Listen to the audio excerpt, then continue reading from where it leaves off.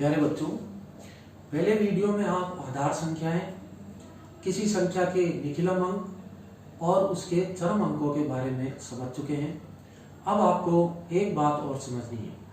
सूत्र एकाधिक पूर्वेण द्वारा दो संख्याओं का गुणा करना तभी संभव है जब वो संख्याएं दो शर्तों का पालन करें। वे शर्तें कौन कौन सी हैं? पहली शर्त, दोनों संख्याओं के अंतिम अंकों का योग 1, 10, 100, 1000, 10,000 आदि होना चाहिए। अर्थात दोनों संख्याओं के चरम अंकों का योग आधार संख्या होना चाहिए। और दूसरी शर्त है, दोनों संख्याओं के बाकी बचे हुए अंक जो हैं वो एकदम एक जैसे होने चाहिए। आइए अब इसी बात को हम कुछ उदाहरणों से समझें। पहले उदाहरण में गुणा की 3 स्थितियां हैं। पहली स्थिति में 78 और 71 का गुणा हो रहा है। आप बताएं, 78 में अंतिम अंक कौन सा है? 8 और 71 में अंतिम अंक कौन सा है? 1। इन अंतिम अंकों का योग कितना आ रहा है? 9। क्या 9 आधार संख्या है? नहीं। तो इसलिए इस गुणा में क्योंकि संख्याओं के चरम अंकों का योग आधार संख्या नहीं है, इसलिए ये वाला गुणा सूत्र एकाधिक पूर्वेण द्वारा किया जाना संभव नहीं है।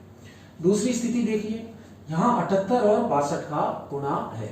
78 में अंतिम अंक कौन सा है? 8। 62 में अंतिम अंक 2। अंतिम अंकों का योग कितना है? 10। 10 आधार संख्या है, अर्थात पहली शर्त पूरी हो गई। 78 में बचा हुआ अंक कौन सा है? 7। 62 में बचा हुआ अंक कौन सा है? 6। क्या ये बचे हुए अंक समान है? नहीं।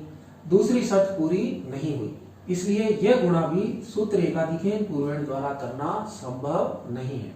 तीसरी स्थिति देखिए, यहाँ 78 और 72 का गुणा है। 78 में अंतिम अंक कौन सा है? 8। 72 में अंतिम अंक कौन सा है? 2। अंतिम अंकों का योग कितना है? 10। 10 आधार संख्या है, अर्थात पहली शर्त पूरी हो रही है। 78 में बचा हुआ अंक कौन सा है? 7। 72 में बचा हुआ अंक कौन सा है? 7। दोनों संख्याओं में बचे हुए अंक समान है, अर्थात दूसरी शर्त भी पूरी हो रही है। इसलिए 78 और 72 का गुणा सूत्र एकाधिक पूर्वेण द्वारा किया जा सकता है। दूसरा उदाहरण देखिए, यहाँ 598 का 502 से गुणा है। यदि हम 598 में चरम अंक 8 को बनावें और 502 में चरम अंक 2 को बनावें, तो चरम अंकों का योग कितना आ रहा है? 10, जो कि आधार संख्या है। 598 में अब बचे हुए अंक कौन से हुए? 5 और 9। 502 में बचे हुए अंक कौन से हुए? 5 और 0। क्या इन दोनों संख्याओं में बचे हुए सभी अंक समान हैं? जवाब है नहीं। आप देखें, दहाई का अंक यहाँ 9 है, वहां 0 है, तो इसलिए दूसरी शर्त पूरी नहीं होती।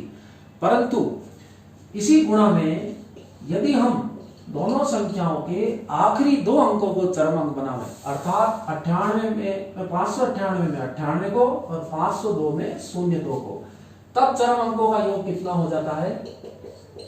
98 और 2 का योग हो गया 100, जो कि आधार संख्या है। अब 598 में बचा हुआ अंक कौन सा है? 5। 502 में भी बचा हुआ अंक कौन सा है? 5।